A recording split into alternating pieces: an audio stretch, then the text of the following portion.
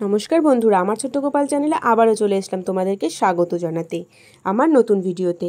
বন্ধুরা, তোমরা কি জানো যাদের ধৈর্য কম তাদের কি করা উচিত? তারা কিন্তু অবশ্যই এই ভিডিওটা দেখবে। যাদের জীবনে ধৈর্য কম, যারা আর কি কোনো কিছুর প্রতি ধৈর্য রাখতে পারো না। তো বন্ধুরা, এই জগতে সত্য ও ন্যায়ের শক্তি সবচেয়ে বড় শক্তি। যারা সত্যবাদী ও ধৈর্যশীল তাদের ঈশ্বর কখনো কিন্তু পরাজিত হতে দেন না। সেটা তো তোমরা অবশ্যই জানো।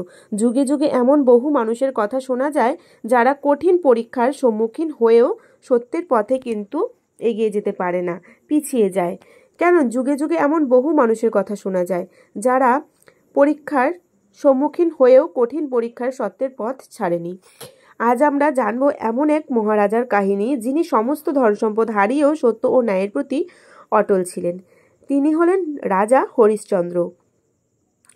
রাজা হরিশ্চন্দ্র ছিলেন সত্য ও ন্যায়ের প্রতীক, সত্যবাদী, তাই তিনি ছিলেন তার সর্বোচ্চ আদর্শ। তার রাজ্যে কখনো অন্যায় হতে দিতেন না, সকলেই শান্তিতে বসবাস করত। একদিন রাজসভায় মহর্ষি বিশ্বামিত্র এলেন এবং বললেন, মহারাজ, আপনি কি সত্যের পথে অবিচল? রাজা বললেন, হ্যাঁ মহর্ষি, সত্যের পথই আমার জীবনের আদর্শ।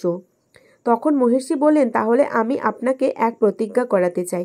আপনি কি আমাকে আপনার রাজ্য দান করবেন? তখন রাজা হরিশ্চন্দ্র এক মুহূর্তের জন্য দ্বিধা করলেন না। তিনি বললেন, অবশ্যই মহর্ষি, আমি আপনাকে আমার রাজ্য দান করব। এই কথা বলার সঙ্গে সঙ্গে রাজা হরিশ্চন্দ্র তার পরিবারের রাজ্য ছাড়তে বাধ্য হলেন। কোনো ধন সম্পদ, সৈন্য, প্রসাদ কিছুই তার আর রইল না। বন্ধুরা, সত্য ও প্রতিজ্ঞার পথে হাঁটতে গেলে অনেক কিন্তু জীবনে তোমার বাধা আসবে। রাজা হরিশ্চন্দ্র তার স্ত্রী শৈব্য ও পুত্র রোহিতাশ্বরকে নিয়ে পথে বেরিয়ে পড়লেন। তাদের কাছে কোনো অর্থই কিন্তু ছিল না, খাবার ছিল না। এভাবে পথ চলতে চলতে রাতে তারা একটি বৃক্ষতলে আশ্রয় নিলেন। রানী কাঁদতে কাঁদতে বললেন, স্বামী, আমরা কোথায় যাব? আমাদের ছোট সন্তান খুবই কষ্টে আছে। রাজা বললেন, প্রিয় রানী, ধৈর্য হারাবো না। ঈশ্বর আমাদের পরীক্ষা নিচ্ছেন। সত্যের পথ কঠিন, কিন্তু শেষ পর্যন্ত জয়ী হবই। এভাবেই তারা চলতে চলতে বারাণসীতে পৌঁছালেন। কঠিন ও পরীক্ষার অপেক্ষা করছিল। সেখানে গিয়ে রাজা হরিশ্চন্দ্র শ্মশানের রক্ষকের কাজ নিলেন এবং রানী এক ব্রাহ্মণের বাড়িতে কাজ নিলেন। একসময় বিশাল রাজ্যের অধিপতি ছিলেন তারা। আজ তিনি শ্মশানে কাজ করছেন, কিন্তু তবুও তিনি সত্যের পথ কিন্তু ছাড়লেন না। এভাবে অনেক দিন কেটে গেল। একদিন তাদের পুত্র রোহিতাশ্বরকে অসুস্থ হলেন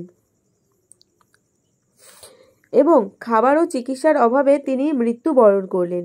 রাজা হরিশ্চন্দ্র ছেলের দেহ সৎকার করতে গেলে শ্মশানের রক্ষক বলল, কর দিতে হবে, না হলে সৎকার করা যাবে না। রাজা তখন বললেন, এটি আমার সন্তান, আমি নিশ্চয়ই তার সৎকার করব। কিন্তু রক্ষকের কণ্ঠ কঠোর ছিল, না, কর দাও, নয়তো সৎকার হবে না। তখন রাজা নিজের পরনের পোশাক পর্যন্ত দিয়ে কর পরিশোধ করলেন, তবুও সত্যের পথ কিন্তু ছাড়লেন না। ঠিক তখনই এক অলৌকিক ঘটনা ঘটল। বন্ধুরা, তোমরাও তো জানতে যাও, তাই না? সেই অলৌকিক ঘটনাটি কি? অবশ্যই আমার মতো তোমরাও আগ্রহী। তো চলো বন্ধুরা, ভিডিওটা স্কিপ না করে দেখতে থাকো। স্বয়ং মহাদেব ও দেবী পার্বতী সেখানে উপস্থিত হলেন। মহাদেব বললেন, হরিশ্চন্দ্র, তুমি সত্য ও ধৈর্যের কঠিনতম পরীক্ষায় উত্তীর্ণ হয়েছ।